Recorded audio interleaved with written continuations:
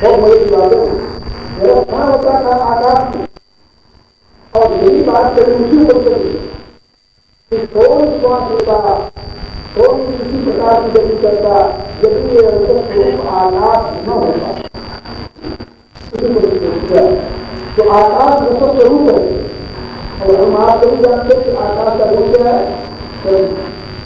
शब्द आकाश का गुण है, और आकाश रसद स्वरूप है, और रस से ही प्राण क्रिया करती है, रस से प्राण क्रिया करती है। इसलिए प्राण रसद स्वरूप है, प्राण जो है रसद स्वरूप है। छुट्टी करती है यदि ये आकाश न होगा तो यह कौन श्वास लेगा, इसलिए करती है। तो प्राण रसद स्वरूप है, और रसद स्वरूप प्राण की अभिव्यक्ति भी वाणी होती है। इसलिए उपनिषदों में जब दो बात कही गई है, वहाँ शोषण कही गई है, वहाँ लाभ कहा गया है, लेकिन शब्द होती है। और वहाँ पर जब को भेजा जा रहा है तो परमात्मा को कभी सोया ही नहीं। वो सोया है तो वो होता है तो प्रलय हो, सृष्टि का होगी, वो करना है, यही बोल रहा है। परमात्मा का सोना ही तो प्रलय है, रात्रि ही प्रलय है, जिसका के अर्थ में जाएंगे। रात में कभी तो में हो गया ये प्रलय और सृष्टि उसका जागरण होना, और विद्यावस्थान ही वाक्य व्यक्ति प्रलयावस्थान वाक है कि नहीं हो जाए। लेकिन इसलिए वेद की नित्यता का प्रतिपादन, वाणी की नित्यता का प्रतिपादन वो सिद्धांत जो है तो उसी पर अवलंबित। और यही बात शोकाचार्य ने कहा है कि ये शब्द जो है ये नित्य है, शाश्वत है, ये आगे और दो भावों प्राप्त होता रहता है। जब दो भाव है तभी है उसके विशेष है, इसके संस्कार बात का ध्यान लागू होता है। जो कारण में नहीं है वह सभी कार्य में अभिव्यक्त हो ही नहीं सकता। इसलिए संस्कार बात सुनना आज दूसरी बात कहता हूँ कि आज भी इस दुनिया में कोई ऐसा वैज्ञानिक पैदा नहीं हुआ जो सरकारवाद को पहले कर सकता हो। सरकारवाद शाश्वतवाद है, और इसी के ऊपर सारा वैदिक विज्ञान प्रतिष्ठित। क्योंकि यथापूर्व कर्तव्य सूर्यादि आता है, महापूर्व कर्तव्य जो विवेक है वो इसी भाव को समझाता है। तो मैं आप लोगों को बता रहा था कि ब्रह्म के ही सारे अभिव्यक्त रूप किसी का भी, और ब्रह्म अपने आप में इस जगत को समेट लेता है और अपने आप में विचार करता है, और ब्रह्म करता है, अब्रह्म की शक्ति करती है। तो तुलसीदास ने कहा भाई हमारे राम को सृष्टि करते नहीं, सृष्टि का काम तो माता जी में है। ये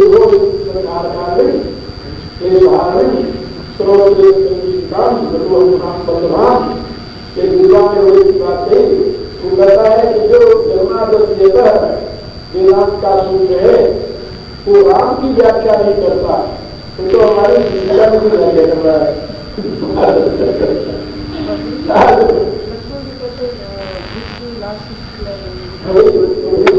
होता है तो पुरुष अधिकतम प्रधान प्रवर्तन ये सिद्धांत है कि पुरुष के प्रकाश में एक करके गुण जाके सब प्रेरित करने की व्यवस्था है। प्रभु के प्रकाश में या दक्षिण प्रगति किए तो चराचर को पद तो प्रगति करते हैं, लेकिन कोई अध्यक्षता।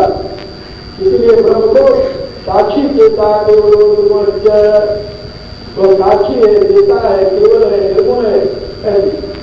लेकिन अब गौरव करा जाएंगे जब ये स्वीकार कर लिया जाए तो दो एंटिटी, दो सत्ताओं को स्वीकार करना पड़ता है, प्रकृति और पुरुष को। तो तुलसीदास ने कहा भाई हमारे यहाँ प्रकृति पुरुष को स्वीकार करने में कोई तकलीफ नहीं होती, क्योंकि सीताराम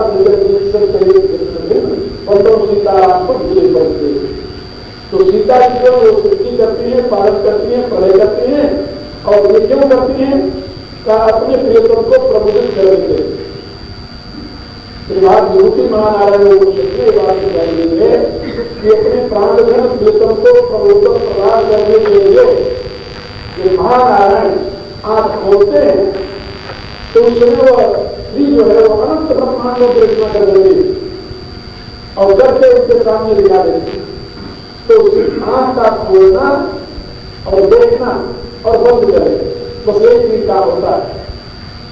और फिर नारायण अपने जो विचार विश्राम करते रहते हैं तो केवल आंख खोलना सृष्टि क्योंकि आंख खोलने से हुई मतलब कि आंख खोलने से सृष्टि हुई या सृष्टि आंख खोलने पर सृष्टि प्रदर्शित की गई। जो मतलब भगवान ने आंख खोला तो सृष्टि हो गई और देख लिया तो पालन हो गया बंद कर दिया शुरू हो गई। ये आंख खोलने में सृष्टि की क्षमता है या सृष्टि को मुझे मानता कि आंख खोलना ही सृष्टि है और देखना ही पालन है और बंद कर देना पड़े। ये दूसरा भी क्या कहता है नहीं, परमात्मा जब आंख खोलता है देखता है बंद कर देता है लेकिन अपने प्राण घर चेतन को प्रबोधक प्रदान करने के लिए प्रसिद्ध है तो उसके आंख खोलते आंखों को कुछ दिखाना चाहिए ना तो उसको अपना वैभव दिखाने के लिए अपने वैभव का इलाज परीक्षण के लिए जिसको सिद्धि करते हैं और वो देखता है देख करके गुजराता है उसको बंद कर देता है उसके इतना सार्थक हो जाती है। मैंने चंद्रिका चित्र में इसी भाव को व्यक्त किया और ये जो भाव है महानारायण सिद्धांत का मेरे तन करता है यहाँ पर श्री और नारायण को अलग अलग स्वीकार करना और श्री और नारायण को लोग स्वीकार करना ये दोनों ही मुश्किल हो जाता है। इसीलिए गौरी संप्रदाय में इसको अत्यंत भेदाभेद करते हैं अत्यंत भेदाभेद और बात में इसको कहा द्वैता द्वैत मिले अद्वैत कुछ नहीं कहा जाता और आचार्य श्रीराम ने कहा विद्या द्वैत तो शिष्य और विशिष्ट दोनों से युक्त है और उसके लिए अद्वैत नहीं कहा जा सकता तो सीधा देता और आचार्य शंकर ने कहा नहीं ये जो सृष्टि है जो सारा है तो माया मात्र है माया मात्र होने के नाते यथार्थ उन्होंने यही सब प्रयोग किया विभक्ति प्रयोग किया परिणाम में प्रयोग किया लेकिन बाद में उनके अनुयायियों ने जो अलग हो गया 3 शब्दों का प्रयोग है आचार्य शंकर के भाष्य में उन्होंने इसके लिए एक प्रतिनिधित्ववाद का उन्होंने प्रयोग किया है और एक जो अन्य में अन्य की अनुभूति होती है और एक उन्होंने उसके लिए प्रयोग किया है जो बोला हो जाता है बोला है नहीं लेकिन गति के नाते बोला उन्होंने एक उदाहरण दी जैसे मनुष्यों में कई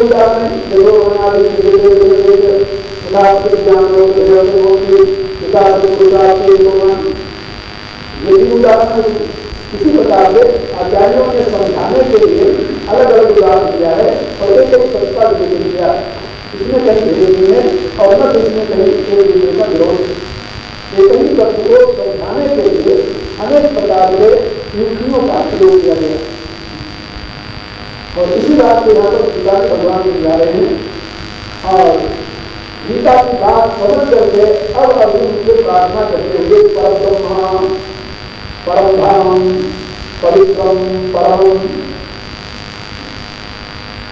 हे भगवान आप परम ब्रह्म हैं आप परम धाम हैं आप परम पवित्र हैं। अब इन 3 बातों में इन बातों को खोज कीजिए 3 बातें इसके लिए कहा आप परम ब्रह्म हैं पर ब्रह्म की बात बता दिया आप परम धाम है परम प्रकाश स्वरूप है परम ज्योति स्वरूप है और आप परम पवित्र हैं। पवित्र जो है वो ज्ञान से करेंगे क्योंकि इतने ज्ञान में पवित्र दिया तो आप परम ब्रह्म हैं आप परम प्रकाश हैं और आप परम ज्ञान परम पवित्र और पुरुषम, और इन तीनों से युक्त जो है पुरुष, पुरुष शब्द का प्रयोग शुद्ध चेतन के लिए कभी नहीं किया जा सकता। क्यों नहीं किया जा सकता? पुरुष शब्द में दो तत्वों का अवरोध होता है, पुरुष शब्द से दो तत्वों का अवरोध होता है। याद करें, पुरुष शब्द से दो तत्वों का अवरोध होता है, पुरी और चेतन, पुरी चेतन। और एक और स्थिति की जाती है, पूर्णम या ऐसा व्याख्याकार में दो बातें जो पूर्ण बना दे और जो पूरी में विश्राम करे। तो पूर्ण बना दे की व्याख्या हमें कहा जाती है में पूर्ण बना दे की व्याख्या नहीं है, और वहीं पर पूरी क्षेत्र की व्याख्या दी जाती है।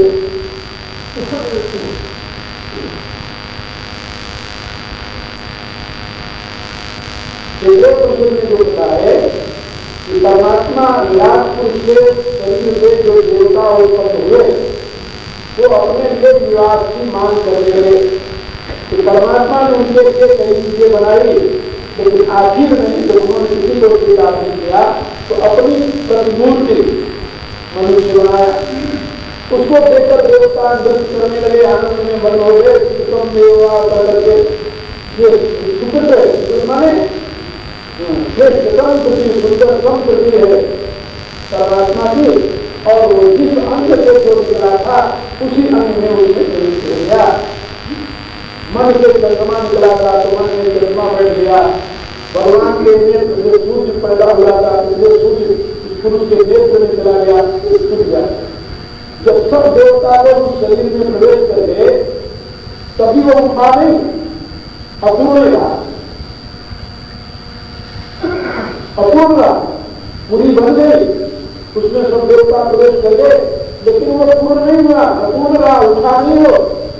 अब क्या करें? अब देवता लोग प्रार्थना करने लगे। तो विभूति मार्ग बताइए, जीवन में रोज जाता हूँ, इस विभूति मार्ग को परमेश्वर ने स्वयं अपने आप को प्रेरित किया, और जब स्वयं उसमें चिदान स्वरूप से परमात्मा ने प्रवेश किया तो वो उस करके बैठ गया, माने पूर्ण हो गए। तो जिसके द्वारा वह पूरी पूर्ण हुई, अवध कहाँ राम निवास, राम का निवास यदि हट गया तो अयोध्या नहीं रहे। अवध कहाँ राम निवास, कहीं दिवस जन धाम प्रकाश। बहुत अच्छी बात जो कही उसके बारे में इसी भाव को व्यक्त किया, क्योंकि ये शरीर जो है क्या है? अयोध्या, अट्टाग्राम और द्वारा देवानाम पूरे, और इसके हृदय कोश में महामंत्र में समझाया गया है इसके हृदय कोश में परम बंधनी एक रूप से परमात्मा निवास करता है। हृदय कोश का ही आगे चल करके नाम रखा गया कनक भवन। भगवान कहाँ निवास करते हैं? अयोध्या में कनक भवन। कनक भवन हिरण्य को हिरण्य कहते हैं सोना से, स्वर्णमय कोश। तो स्वर्णमय कोश का ही दूसरा नाम है कनक भवन, इसलिए भगवान का नाम है कनक बिहारी। और ये नाम बहुत कनक बिहारी, कनक बिहारी के दर्शन करने जा रहे हैं। तो कनक बिहारी, तो कनक बिहारी सही में कहाँ है? यहाँ कनक में कोश है, और कनक में कोश कौन सा है? कनक है, उसी को हिरण में कोश कहते हैं, उसी को कनक में कोश कहते हैं, और उसी में राम निवास करते हैं। और जब राम उसमें आ जाते हैं तो यह पुरी जो है, अवधपुरी जो है, यह सार्थक हो जाती है और पूर्ण हो जाती है। तो इस पुरी में विश्राम करने के नाते वो पुरुष कहा जाता है, और इस पुरी को पूर्ण बनाने के नाते उसकी संज्ञा पुरुष होती है। और पुरुषार्थ न पर क्या परा नहीं, और इसलिए इस पुरुष से परे और कुछ नहीं है। ब्रह्मचर्य में निवास करने वाले चेतन से परे और इस शरीर में है क्या? तो जैसे इस शरीर को, इस पुरी को वो पूर्ण करता है, ऐसे इस ब्रह्मांड रूपी पुरी को भी वो पूर्ण करता है। इसलिए जब हम पुरुष शब्द का प्रयोग करते हैं तो उसमें प्रकृति, चेतन और अचेतन, चित और अचित दोनों का अवरोध होगा। पूरी होगी तब तो पुरुष बनेगा, जब पूरी में पुरुषकार बन जाएगा। पूरी में कौन किसको करेगा? इसलिए पूरी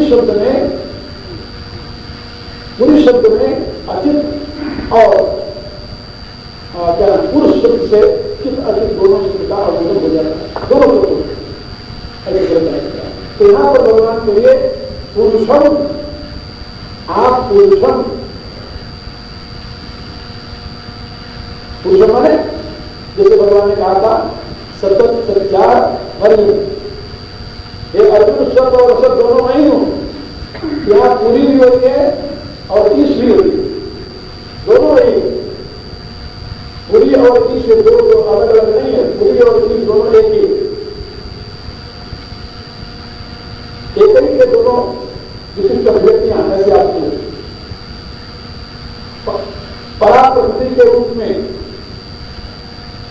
उसका प्रकाश है, उसका चिदांत है, जीव भूतान मेरा भाव माँ बाबा पराप्रकृति है तो चिदांत है, और अपराप्रकृति के रूप में वो दूसरी बनी हुई है पूरे, ये दोनों उसी की अभिव्यक्तियां हैं। तो उभय रूप में वही उसी की सत्ता ऐसा समझे। इसमें पुरुषम शाश्वतम, सामान्य पुरुष ने शाश्वत पुरुष, तुम मेरा शाश्वत धर्म दोषता सनातनत्म पुरुषों को तो जिसको वहां पर सनातन तो पुरुषों ने कहा है, उसी को यहां पर कहा रहा है पुरुषम शाश्वतम, आप शाश्वत पुरुष है।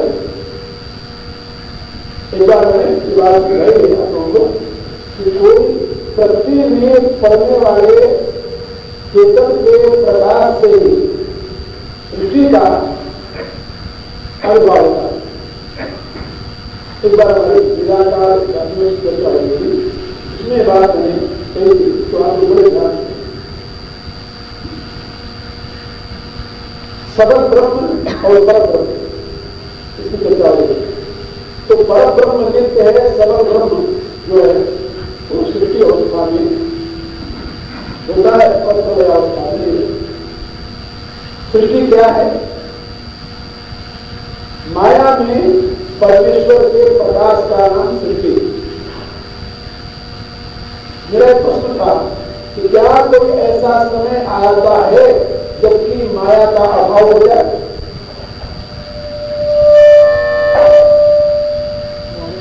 इसे समझो, क्या कभी कोई ऐसा समय आता है जब माया का अभाव हो जाए? ऐसा कोई नहीं होता। जब माया का अभाव कभी नहीं होता, माया की संगनी है परमेश्वर की, तो कौन सा ऐसा समय आएगा जबकि माया में चेतन का प्रकाश नहीं पड़ेगा? कोई ऐसा काल आएगा जबकि माया में चेतन का प्रकाश नहीं पड़ेगा? माया उपहित चेतन को ईश्वर करते हैं। शंकर कुमार की चाहता है वेदांत स्वामी के हाथ के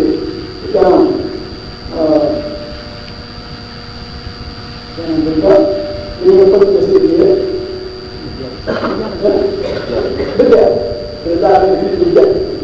विद्या स्वामी ने पंच सिद्धांत का प्रतिपादन किया है कि माया उपहित चेतन को ईश्वर कहते हैं और अविद्योपहित चेतन को जीव करते हैं, और माया और अविद्या रहित चेतन का नाम स्वर्ग। ऐसा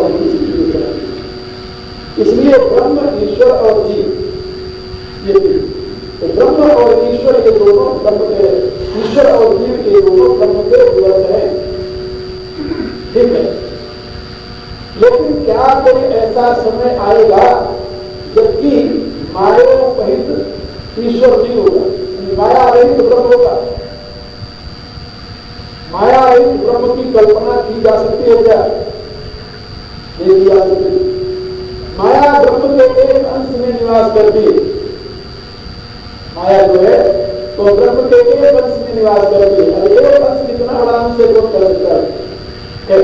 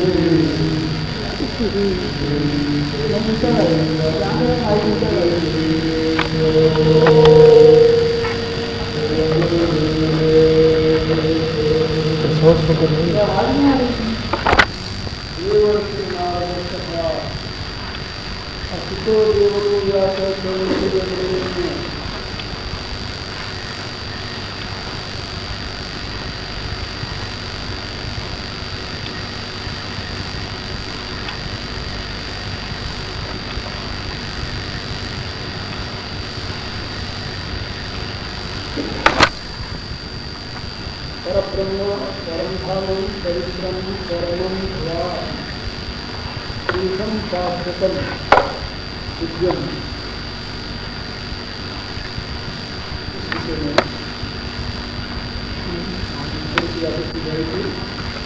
परमात्मा के दिव्य गुणों का चिंतन परमात्मा और परमात्मा के स्वरूप का चिंतन है, उनके दिव्य गुणों का चिंतन है। क्योंकि परमात्मा के जितने नाम हैं वो सब उनके विशिष्ट गुणों का अवबोधन कराते हैं। जैसे तो उसका कोई नाम नहीं और कोई नाम न होते हुए भी गोस्वामी जी शब्दों में नाम अनेक अनाम निरंजन, उस परमात्मा के अनेक नाम हैं, लेकिन यथार्थ उसका कोई नाम नहीं है क्योंकि वो निरंजन है। निरंजन माने क्या? अंजन रहित। जितने नाम और रूप की कल्पना है, कम से कम उसे कल्पना कहा गया है, वो कल्पना अंजन से संबंधित है। अंजन रहित इस परम चैतन्य घन का न कोई नाम हो सकता है न रूप हो सकता है।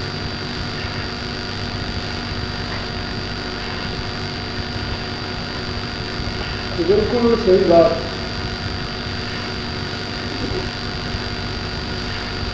जैसे मैं प्रणव के नाद के माध्यम से आप लोगों को समझाता हूँ, मूलाधार चक्र से प्रणव का नाम शुरू कीजिए।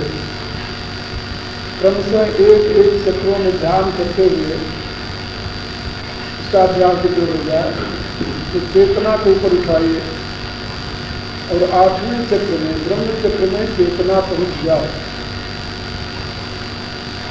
ब्रह्म चक्र में चेतना पहुंचने के पश्चात यदि उसका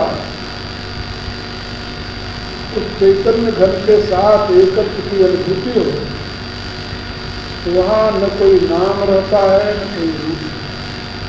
दोनों नहीं। नाम रूप का प्रवाह कहां से प्रारंभ होता है? चिदाकार, इसके नीचे आते हैं। पतंजलि ने बात समझाई अपने युग में। कृतार्थम, उसको कृतार्थम कहा। कृतार्थम माने अब जिस कार्य के लिए, जिस प्रयोजन की सिद्धि के लिए कर्म की व्यवस्था है वह प्रयोजन उसका सिद्ध है। कृतार्थ माने प्रयोजन सिद्ध। कर्म की व्यवस्था किसके लिए है? इस जीव को शिव के साथ एकत्व की अनुभूति के लिए। जीव को शिव में मिलाना नहीं है, मिले हुए का अनुभव करना है, दर्शन करना है, साक्षात यथार्थ की अनुभूति करना। तम विद्यात् दुख संयोगम वियोगम योग संयोग, उस योग को तुम समझो। योग क्या है? दुख के साथ जो संयोग है उससे वियोग होने का नाम योग है। और योग परमात्मा से मिलना नहीं है, मिले हुए की अनुभूति करना है बस। और मिले हुए की अनुभूति की अवस्था में, जिस अवस्था में उससे उस अवस्था की अनुभूति होती है सारी, तो वहाँ वो कृतार्थ हो जाता है। और कृतार्थम प्रतिष्ठम, कृतार्थ हो जाने वाले साधक की उस अवस्था में प्रकृति का समग्र वैभव अपने कारण में लीन हो जाता है। कृतार्थानाम गुणानाम प्रतिष्ठित, तो गुणों का ये सारा जगत है और गुणों के आधार पर ही नाम और रूप की कल्पना करते हैं। तो उस अवस्था में उस योगी के लिए गुण जो है अपने कारण में लीन हो जाते हैं। लेकिन वो उसके लिए लीन होते हैं, अन्य साधारण लोगों के लिए नहीं होते। कृतार्थानाम गुणानाम प्रतिष्ठित और कृतार्थम प्रतिष्ठम अपनी अनष्टम तब अन्य साधारणत्वा। लेकिन जो अन्य लोग हैं दुनिया के, उनके लिए तो गुण जो जरूरत है, अपना कार्य करते रहते हैं। तो नाम रूप की अभिव्यक्ति है यही परमात्मा से, परमात्मा के अचिंत्य शक्ति के नाम रूप का आविर्भाव होता है। ये बात मुंडकोपनिषद में समझाई गई है, जिसमें बताया गया यह सर्वज्ञ सर्वविद यस्य ज्ञानमयं तपः तस्मात् एकत ब्रह्म नाम रूपम अन्नम सजाए। तस्मात्, जिसके लिए जन्माद्यत कहा गया है, उसी को तस्मात् एकत ब्रह्म नाम रूपम अन्नम सजाए। तो एकत ब्रह्म माने ये अनंत रूप में अभिव्यक्त विराट सृष्टि। इस बार मैंने ये बताया है कि सृष्टि शब्द का अर्थ रचना नहीं है। सृष्टि शब्द का जो है सिद्ध धातु जो है वो उद्गीरण के अर्थ में प्रयुक्त हुई है, या करने, वो करने के अर्थ में नहीं है। वो अंग्रेजी में प्रोजेक्शन करते, क्रिएशन नहीं। Word is not creation of God है, बट प्रोजेक्शन ऑफ गॉड है।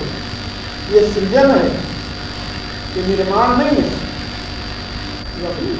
दो बहुत महत्वपूर्ण शब्द है।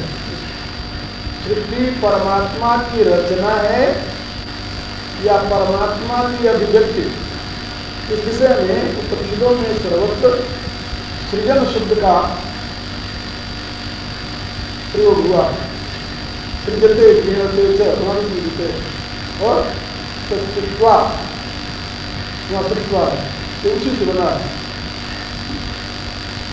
तो इसका अर्थ होता है अभिव्यक्ति, इसका अर्थ निर्माण नहीं होता। परमात्मा ने सृष्टि को बनाया नहीं, परमात्मा से सृष्टि अभिव्यक्त हुई, इसीलिए वहां सृजन शब्द का प्रयोग है। और सृज धातु उद्गीरण के अर्थ में आता है। उद्गीरण माने जो अंदर है उसको बाहर निकाल देना। इसीलिए इसके साथ सृजन के साथ संवरण आता है, जो बाहर है उसको अंदर से ले लेना। ये मैंने अपने उसमें क्या बोलते हैं चंडिका शतक में इसकी पूरी व्याख्या की। तो यहाँ पर परमात्मा के नाम और रूप का प्रारंभ कहाँ से होता है? का अंजन से। अंजन माने नाथ है निरंजन पे अंजन सकाश पाए, भुवन अनंत पदमाई रच देते। नाथ तो निरंजन है, नाथ कुछ नहीं करते। अंजन सकाश पाए, अंजन जो है, अंजन माने प्रति माया, अंजन सकाश पाए, नाथ का स्वामी का सानिध्य पा करके भुवन अनंत फलमाई रच देते। अनंत गुणों की एक क्षण में रचना कर देती है। वो एक रचे ये गुण बस जाते प्रभु प्रेम के लिए। ये मैंने संकेत दिया है। अब यहाँ पर भगवान के जितने नाम हैं, जितने रूप हैं, सब उनके किसी विशिष्ट गुण की तरफ संकेत करते हैं।